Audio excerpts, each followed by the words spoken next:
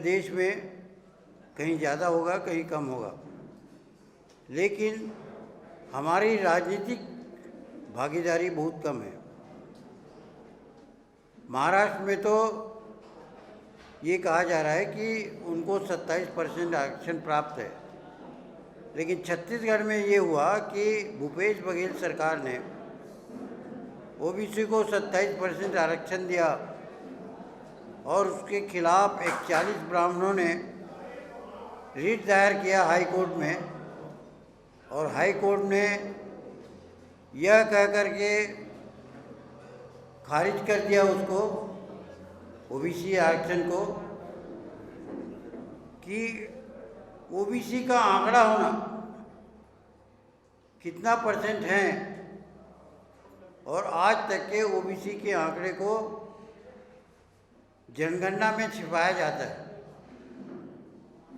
और उसके कारण सरकार आंकड़ा पेश नहीं कर पाई और 27% आरक्षण समाप्त हो गया। इसके खिलाफ हमने एक आंदोलन चलाया 1914 से लेके आज तक, कि ब्राह्मण यदि हमें आरक्षण नहीं देना चाहते तो ब्राह्मणों को वोट मत दो, क्योंकि हमारे वोट के भरोसा वो जीतता है। उसका परिणाम ये हुआ कि सरपंच के पद के लाले पड़ गए। नगर निगम 11 है, उसमें एक भी ब्राह्मण मेयर नहीं बना। जिला पंचायतों में उसकी हालत पतली हो गई। छत्तीसगढ़ के लोग यद्यपि दक्यानुसी विचार के हैं, ब्राह्मणवादी रीति नीति से ग्रसित हैं। उनका मानना ये है कि हमारे जब मृतक मरेंगे तो ब्राह्मणों के क्रियाकलाप के द्वारा ही स्वर्ग जाएंगे। इसका हमने विरोध किया और 6 साल के दरमियान में एक परिणाम यह आया कि अब ब्राह्मण जीत नहीं सकते, कोई भी चुनाव नहीं जीत सकते वो। तो हमने एक ताकत पैदा किया। दूसरा ताकत यह पैदा किया कि भूपेश बघेल किसान का बेटा है और गांव का देहाती आदमी है, और हमने सारे ब्राह्मणों को पछाड़ दिया और मुख्यमंत्री उनको बना दिया। ये दूसरी ताकत है। और आज जब हम रावण को मत मारो किताब लिखा तो 2001 में हमको जेल में डाल दिया गया, जमानत में छूटे। एक दिवाली वहीं मनाया। वहाँ हमने पाया कि जो गरीब लोग हैं वो ज़्यादा जेल में हैं। 2900 कैदी थे, जिसमें 2100 शेड्यूल कास्ट के थे, सतनामी समाज से। उसका कारण हमने जाना तो बताया गया कि वो कानून को खरीद नहीं सकते, और जो लोग कानून से को खरीद सकते हैं, ब्राह्मण बनिया ठाकुर, वो लोग उस जेल में नहीं हैं। वो लोग अपराध करते हैं लेकिन कानून को खरीद लेते हैं। इस तरह की न्याय व्यवस्था है। माने गरीब आदमी को कोई न्याय मिलता नहीं, और उसमें ओबीसी भी है, क्योंकि 2100 शेड्यूल कास्ट जेल में और ओबीसी 800 से 900 थे, और बाकी जो सवर्ण लोग हैं वो लोग कानून को खरीद लेते हैं और उनको जेल नहीं होती। तो इस तरह का जब हमने देखा तो हमारे दिल में विद्रोह हुआ। प्रेस वार्ता हमने लिया, और एक दुबे जी थे, उनने पूछा कि आपके इस आंदोलन से गोधरा कांड हो जाएगा। हमने कहा कि 2-4 करोड़ मर जाएं तो इस देश की कुछ होने वाला नहीं है। तो उसने पूछा कि आखिर कौन सा धर्म मानते हो? तो हमने कहा कि जब सब धर्मों का हम अध्ययन करेंगे और उसके बाद बताएंगे कि हम कौन सा धर्म मानते हैं, उसमें सबसे प्रथम धर्म जो है शेड्यूल कास्ट का है। जब हिरण्यकश्यप हिरण्याक्ष सिंधु घाटी सभ्यता में हुआ और ब्राह्मण लोग तेहरान से यहाँ आक्रमण किए, उसके पहले बाइबिल की कथा है कि मूसा ने पिनहास सेनापति के द्वारा उन पर आक्रमण करवाया और सारी औरतें उनको छीन ली है। भारत में जब ब्राह्मण आए तो यहाँ की औरतों से ज़बरदस्ती शादी ब्याह किया, उनसे बच्चे पैदा किए। और मनुस्मृति के अध्याय 9 में लिखा है कि बच्चे जो हैं वो भूमि के नहीं होते, मौसम के नहीं होते, और उसके होते हैं जो बीज डालता है। तो इस तरह से ये पाया गया कि जो घासीदास बाबा हैं वहाँ छत्तीसगढ़ में, वो नारनौल से आए और नारनौल पंजाब के बॉर्डर के, पाकिस्तान के बॉर्डर के नज़दीक है। तो उनकी जो बेटी थी सुभद्रा कुमारी, उसने कहा कि होलिका को मत जलाओ। क्यों? होलिका सबसे प्रथम बुद्धिस्ट थी। शेड्यूल कास्ट जो है वो प्रथम बुद्धिस्ट है। और उन्होंने ये कहा कि जब हिरणाक्ष को 8वें बार के आक्रमण में मार डाला सुरा और सुंदरी के कारण, और वो लोग रिपोर्ट दिए कि यदि बराह अवतार नहीं होता तो ये पृथ्वी डूब जाती। और हम और आप सब लोग बचे हैं तो बराह अवतार के कारण बचे। तो होलिका पहली महिला थी जिसने कहा कि ऐसा हो नहीं सकता कि कोई आदमी पृथ्वी को डुबा दे, और ये भी नहीं हो सकता कि कोई बराह इसको निकाल दे। ये असत्य है। और सत्य असत्य का वहाँ पर निर्णय हुआ और उसके कारण ब्राह्मण लोग होलिका को जला दिया, और हर साल जलाया जाता है। तो हमने होलिका जलाना बंद किया गुरु घासीदास के अनुसार, क्योंकि वो पहले बौद्धिस्ट थी। ईश्वर नहीं है और ऐसा कुछ हो नहीं सकता। ये प्रथम महिला थी और इसलिए हमको होलिका नहीं जलाना चाहिए। उसके बाद रावण के जो जलाया जाता है उसमें इस साल पहले प्रथम बार है जब भूपेश बघेल ने ये ऐलान किया कि 10 फुट से ऊपर रावण होगा तो नहीं जलाना। दूसरा ये कहा कि रामलीला यहाँ कोरोना के चलते नहीं खेला जाएगा। तो इस साल जिस समय रावण दहन होना था उस समय पूरा मातम फैला हुआ था। अभी कल का आंदोलन हुआ कि आदिवासी बोले कि हम राम की पूजा नहीं करेंगे। आदिवासियों ने साफ इनकार किया और जो पंडित थे उनको भगा दिया। इस तरह से उत्तर और दक्षिण में आदिवासी हैं जो घोर राम के विरोधी हैं, और बीच में ओबीसी हैं, और ओबीसी धीरे धीरे ओबीसी में चेतना आ रही है कि ब्राह्मणवादी व्यवस्था को हम समाप्त करेंगे चाहे जो हो। लेकिन अब वहाँ छत्तीसगढ़ में ब्राह्मण कोई जीत नहीं सकता, विधायक नहीं जीत सकता। हमारा ये कहना है कि ओबीसी समाज से कि अंधश्रद्धा बंद हो। बुद्ध कहते हैं कि मैं कहता हूँ उसे मत मानो, वेद शास्त्र कहता है उसे मत मानो, तुम्हारा विवेक जो कहता है उसे मानो। तुम अपने बुद्धि का प्रयोग करो। और ओबीसी जो है वो अपना बुद्धि का उपयोग नहीं करता।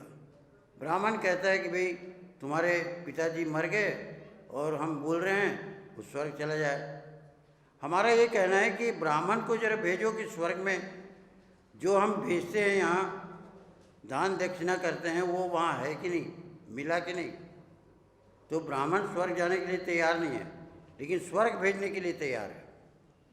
तो ओबीसी का आज का जो समाज है, वो जो पुरानी पीढ़ी है वो सब ब्राह्मणवादी है, लेकिन जो नई पीढ़ी है वो कहता है कि मुझे नौकरी चाहिए, पढ़ लिख लिया लेकिन मुझे ब्राह्मणों के चलते नौकरी नहीं मिलती।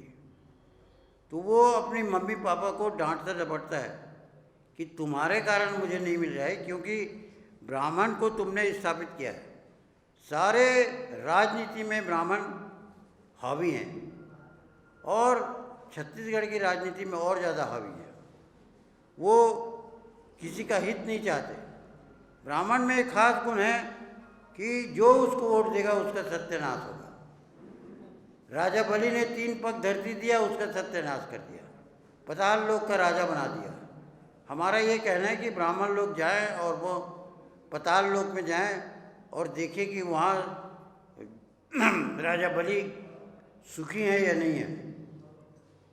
इस तरह से हनुमान जी को भूख लगी और उसकी माता ने कहा कि जाओ, वो सूर्य उगा हुआ है, वो फल है, उसको खा लो। वो उड़ते हुए गया और सूर्य को निगल दिया, और उसके बाद फिर इंद्र आया, उसको चपक दिया गाल को, और उसके बाद सूर्य फिर से वापस निकल गया। इस तरह की काल्पनिक कथाओं को ओबीसी स्वीकार करता है। ओबीसी में ये विचार नहीं है कि वो उसे सोचे कि वो गलत है कि सही है। युधिष्ठिर 2 बार अपनी पत्नी और भाइयों को हारा और धर्मराज बन गया। मैं यदि अपने बेटे को हार जाऊं तो आप धर्मराज मुझे कहेंगे, या हाई कोर्ट जो है या पुलिस वाला मुझे तुरंत गिरफ्तार कर लेगा। ब्राह्मण कहते हैं कि यदि हम यज्ञ करेंगे तो चीनी सेना भाग जाएगा। तो यह सेना रखने की जरूरत क्या है, उस सेना को बुला लो। कोई भी तर्क नहीं है, लेकिन मालूम नहीं ओबीसी किस मिट्टी का बना है कि सब असत्यों को वो सत्य मानता है, और उसका पतन तब तक होता रहेगा। अभी हम 3 और 4 मार्च को सारे देश के कुर्मी लोगों को इकट्ठा कर रहे हैं रायपुर में, और उसमें प्रस्ताव पारित होगा कि हम ब्राह्मणी धर्म को नहीं मानेंगे। ये जो, और यदि भारत के कुर्मी, मैं ये जो घूम रहा हूँ वो उनको इकट्ठा करने के लिए घूम रहा हूँ। ओबीसी को निमंत्रण देने आया कि हम सब प्रतिज्ञा करें कि बुद्ध के मार्ग पर चलें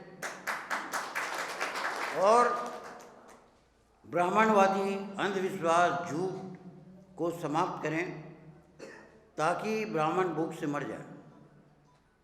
अब ये कहते हैं कि आरक्षण हम बंद कर देंगे, बंद कर दिए, ठीक है, हाई कोर्ट ने फैसला दे दिया, तुम्हारा लिस्ट लाओ कितने % हो। हमारा ये कहना है कि ठीक है, हम फेल हो गए, हाई कोर्ट सुप्रीम कोर्ट ने सब रद्द कर दिया। सुप्रीम कोर्ट ने तो यहाँ तक कहा है कि गैर ब्राह्मणों को, ओबीसी को डॉक्टर बनने का अधिकार नहीं है। तो हमारा ये कहना है कि वोट हमारा, राज तुम्हारा नहीं चलेगा, ये कांशीराम जी ने कहा है, और ओबीसी कहता है यही चलेगा, यही चलेगा, हमारा वोट रहेगा और ब्राह्मण राज करेंगे। तो आज हम पूरे हिंदुस्तान के कुर्मी समाज को निमंत्रण दे रहे हैं और विचार विमर्श करके हम बुद्ध धर्म को स्वीकार करेंगे और ब्राह्मणी धर्म को नकार देंगे। और ब्राह्मणी धर्म जो ओबीसी है, ये बीएसपी ब्राह्मण धर्म जो कमल छाप है, वो समाप्त हो जाएगा। आपके भरोसे टिका हुआ है। जब आपके भरोसे टिका हुआ है तो उनको वोट देकर दिल्ली की गद्दी मत बैठाओ। आप यदि तय कर लो कि ओबीसी ब्राह्मणों को टिकट नहीं देगा, वोट नहीं देगा, तो एक भी ब्राह्मण जीतेगा नहीं, वो बीजेपी समाप्त हो जाएगा। तो इसलिए आज हमने बिगुल फूंका है कि बुद्ध धर्म को राष्ट्रीय धर्म बनाना है, क्योंकि हमारा राष्ट्रीय धर्म है सर्वधर्म समानत्व, गांधी जी ने कहा। तो ये सर्वधर्म समानत्व बहुत खतरनाक है। सब धर्मों को हम मानेंगे, ये खतरनाक है। हम बुद्ध धर्म को मानेंगे, बुद्ध के रास्ते पर चलेंगे, यही सत्य धर्म है। और हम अगले चुनाव में ये करके दिखाएंगे कि बहुत ओबीसी समाज जागेगा और जागना पड़ेगा, और तब उसका अस्तित्व रहेगा, तब उसको नौकरी चाकरी तमाम सब में भागीदारी मिलेगी। हम अपने हिस्सा लेके रहेंगे, और यदि नहीं लेंगे तो आने वाली पीढ़ी आपको गाली बकेगा। इसलिए बच्चों को भविष्य देखते हुए हमको बुद्ध धर्म अपनाना पड़ेगा, राष्ट्रीय धर्म हम बनाएंगे। गांधी का असहयोग और बुद्ध का करुणा ये अगर मिल जाए तो फिर भारत बहुत शक्तिशाली देश बन जाएगा। चीन हमको आंख दिखाता है, वो समाप्त हो जाएगा। तिब्बत हमसे कब्जे कर लिया है, उसको हम उबार सकते हैं। हांगकांग को हम ले सकते हैं। और चीन जो टेक्नोलॉजी में सबसे ज़्यादा एडवांस है, उसकी माल बिक्री बंद हो जाएगी भारत में, और तब चीन घुटने टेकेगा गांधी के असहयोग और बुद्ध के करुणा से, बुद्ध के पंचशील से वो घुटने टेकेगा। क्योंकि हम ये चाहते हैं कि जापान को हम बुद्ध धर्म का मुखिया बनाएं, और तमाम जो लंका से जापान तक के द्वीप समूह हैं वो सारे बौद्धिस्ट हैं। और अगर कहीं वो लोग असहयोग किए, चीन से असहयोग किए, तो चीन को डीजल सप्लाई बंद हो जाएगी, और इसलिए वो घुटना टेकेगा। तो बुद्ध के मार्ग पर हम चले, गांधी के मार्ग पर चलें। कुछ लोगों को गांधी पसंद नहीं आता, लेकिन गांधी ने ही असहयोग आंदोलन करके अंग्रेज़ों को बाहर भगाया, और अंग्रेज़ों के मैनचेस्टर से जो कपड़ा यहाँ बन के आता था उसको हर चौराहे पर जलाया गया, और मैनचेस्टर को कह दिया कि हमारा कपास और तुम कपड़ा बुन को लाओ और हम खरीदें, ये नहीं होगा। ये गांधी का असहयोग आंदोलन है। तो हर महापुरुष में कमी होती है। बुद्ध में कमी थी, क्या कमी थी? बुद्ध ने ये कहा कि भंते लोग ही बुद्ध धर्म को प्रचार प्रसार करेंगे, गृहस्थी प्रचार प्रसार नहीं करेंगे। तो उसके कारण क्या हुआ कि तमाम भंते लोगों को ब्राह्मणों ने गले काटा, और क्षिप्रा नदी और सरयू नदी में, सरयू नदी का अर्थ ये होता है सर को काट के फेंका गया नदी। क्षिप्रा नदी में भिक्षुओं का कत्लेआम किया गया और उनको फेंका गया। तो बुद्ध ने जो गलती किया, उसके लिए हम कर रहे हैं कि हम होशियार नहीं है बुद्ध से। हर महापुरुष की गलती होती है, और उसमें हम बुद्ध मंगल भवन बना रहे हैं। 3-3 करोड़ का एक बुद्ध मंगल भवन होगा, जिसमें हर दिन जैसे शिशु मंदिर में बुद्ध का पाठ होता है वैसे वहाँ होगा। 7 मंजिल का बनाएंगे, और ऊपर में बुद्ध को रखेंगे, और उसमें ये तय करेंगे कि हर रोज़ बुद्ध का एक पीरियड हो, और 12वीं के बाद स्नातक की परीक्षा वहाँ हो, स्नातक की पढ़ाई हो। और हम जो दबे कुचले लोग हैं, जो पिछड़े वर्ग के लोग हैं, जिनको जगह नहीं मिलती, शेड्यूल कास्ट हैं, पढ़ने की इच्छा रहती है लेकिन पढ़ नहीं पाते, वहाँ पढ़ाई होगी, और स्नातक की पढ़ाई होगी। एक विधानसभा में 2 रहेंगे बुद्ध मंगल भवन, जिससे बुद्ध को मिटाया ना जा सके। और वहाँ पर एक विधानसभा में 2, और जातिवादी व्यवस्था नहीं रहेगी। कोई भी जात के लोग उसमें शादी ब्याह करेंगे, और इतवार को करेंगे। और इसलिए सारे विद्यार्थी और शिक्षक वर वधू का स्वागत करेंगे।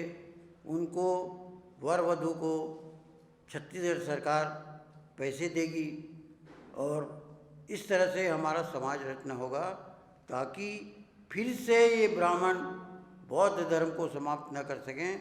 इसके लिए हम युद्ध स्तर पर बुनियादी तौर पर गांव-गांव में हर विधानसभा में बुद्ध मंगल भवन बनाएंगे, ताकि हमारे बच्चे विश्व स्तर के बने। सबसे ज़्यादा होशियार आदिवासी होता है और सबसे ज़्यादा उसके बाद होता है शेड्यूल कास्ट। उसके पास दिमाग की कमी नहीं है, अवसर की कमी है। और यदि शेड्यूल कास्ट, शेड्यूल ट्राइब और पिछड़ा वर्ग एकजुट हो जाए तो राज्य शासन उसके हाथ में आएगा।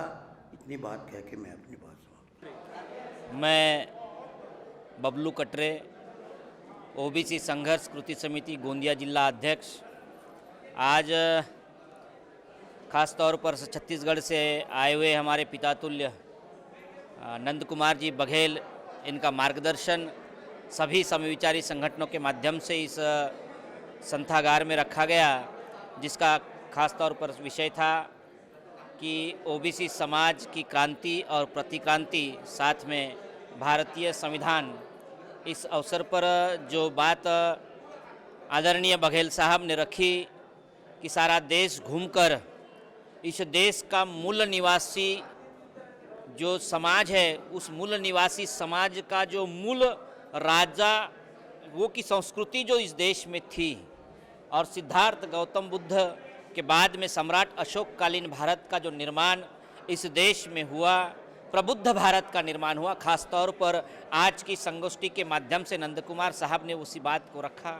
निश्चित तौर पर जब तक वैचारिक क्रांति और सामाजिक क्रांति समाज में नहीं पैदा होती, तब तक सांस्कृतिक बदलाव समाज में नहीं आएगा। खास तौर पर ये बात उतनी ही सही है कि आज अगर इस देश में मनुवाद फल फूल रहा है, तो मनुवाद फल फूलने के पीछे कारण ये है कि उनकी राजकीय व्यवस्था निर्माण हुई है। क्योंकि सीधे तौर पर जिस समाज की राज्य व्यवस्था निर्माण होती है, उसी समाज की धर्म व्यवस्था कामयाब होती है। इस देश में अगर मूल निवासी, इस देश के शोषित पीड़ित किसान समाज की, ओबीसी समाज की, शेड्यूल कास्ट, शेड्यूल ट्राइब और धार्मिक अल्पसंख्यक समाज की व्यवस्था अगर इस देश में निर्माण करना होगा, तो पहले इस समाज को अपनी राजकीय व्यवस्था निर्माण करनी होगी। और जिस दिन इस देश में ओबीसी समाज की राजकीय सत्ता कामयाब होगी, उसी दिन इस देश में ओबीसी की मूल बुद्ध धम्म कालीन, सम्राट अशोक कालीन भारत का निर्माण होगा। संविधान को अपेक्षित ऐसे भारत का निर्माण तभी हो पाएगा जब तक ये समाज अपने ऊपर होने वाले अन्याय का प्रतिकार और उस प्रतिकार को उसके निवारण में बदलने के लिए जो रास्ते जो राजकीय सत्ता के होते हैं, तो सत्ता की चाबी अपने हाथ में लेगी। बखूबी जिस दिन ओबीसी के हाथ में इस देश की सत्ता आएगी, धर्म सत्ता भी उसी की कामयाब होगी। आज के टिप्पणी यानी बहुत अच्छे ढंग से, यानी आज इस ओबीसी का उत्थान अगर करना होगा तो हमने ये मनुवादी व्यवस्था के खिलाफ में कैसे लोगों को जागरूक करके वो जो रूढ़ी परंपरा और जिसको हम लोग क्या कहेंगे कि भी मतलब हाँ अंधविश्वास, तो ये अंधविश्वास से कैसा निकला जाए, ये सार हमारे बघेल साहब ने आज उनके छोटे खानी उस भाषण में दिया है। और यही बात का हम लोग भी मतलब आज पिछले कुछ सालों से प्रचार कर रहे हैं। मैं राष्ट्रीय ओबीसी महासंघ का कार्याध्यक्ष और पॉलिटिकल कोऑर्डिनेटर इस नाते देश के करीब अभी तक के करीब 7 राज्यों में गया हूँ, वहाँ पर सभाएं लिया हूँ, वहाँ बताया हूँ। और ये ओबीसी की जन जागृति जो है इससे भी बड़े लेवल पे करने की आवश्यकता है। सारे लोग जो कहते हैं ना कि भी ओबीसी ये जागरूक यानी मतलब उसको समझता नहीं है, तो वो इसलिए नहीं समझता कि वो कहीं गया नहीं, हम उसके साथ पहुँचे नहीं। और जब तक के हम वहाँ तक पहुँचेंगे नहीं, लोगों को बताएंगे नहीं, और तब तक के ये ओबीसी जागरूक हो नहीं सकता। और इसलिए बाबा साहब की एक ही बात पूरे अगर संविधान का निचोड़ अगर कोई कहे तो मैं वो बात हमेशा लोगों के सामने रखता हूँ। उन्होंने एक बहुत बड़ी बात लिखी है कि भी जिसकी जितनी संख्या भारी उतनी उसकी हिस्सेदारी। अब जितनी जिसकी संख्या भारी उतनी उसकी हिस्सेदारी, यही अगर मूल मंत्र इस भारत के संविधान का होगा तो जब तक के ओबीसी की जनगणना नहीं होगी और तब तक के आज ये ओबीसी कायदे के माध्यम से भी अगर कोर्ट में जाए तो भी वो सक्सेस नहीं हो सकता, क्योंकि कोर्ट यही कहेगा तुम्हारा आंकड़ा कहाँ है, और ये आंकड़ा अगर हम बता नहीं सकते तो कोर्ट में हम लोग मतलब फेल हो जाते हैं। और इसलिए ओबीसी को हमारी संवैधानिक लड़ाई कोर्ट के माध्यम से अगर पूरी करनी होगी तो हमको चाहे कुछ भी करना पड़े, कितनी भी लड़ाई इस देश के सरकार से करनी पड़े, लेकिन हमारी बात वो मनवानी पड़ेगी कि भी आने वाली जनगणना के भीतर में ओबीसी का कॉलम रहना चाहिए और उस माध्यम से ओबीसी की जनगणना होनी चाहिए। और ये नहीं होगी तो एक पूरा देश इसको जागरूक कर जन आंदोलन पूरे देश में खड़ा करके असहकार का आंदोलन जैसा अंग्रेजों के खिलाफ में महात्मा गांधी जी ने असहयोग का आंदोलन चलाया और जिसके कारण आज़ादी की लड़ाई शुरू हुई, उसी प्रकार से ये ओबीसी की भी लड़ाई होगी और इस देश में राजनीतिक परिवर्तन आएगा। मैं लक्ष्मण किशनलाल नागपुरे, मैं लोधी समाज से हूँ। हमारे लोधी समाज महाराष्ट्र में हम ओबीसी में हैं, लेकिन केंद्र की सूची में हम ओबीसी में नहीं हैं। हमारे बहुत सारे छत्तीसगढ़ में, मध्य प्रदेश में, गुजरात में, यूपी में, बिहार में, बहुत सारे स्टेट में हम लोधी समाज हम केंद्र गवर्नमेंट की सूची में हैं।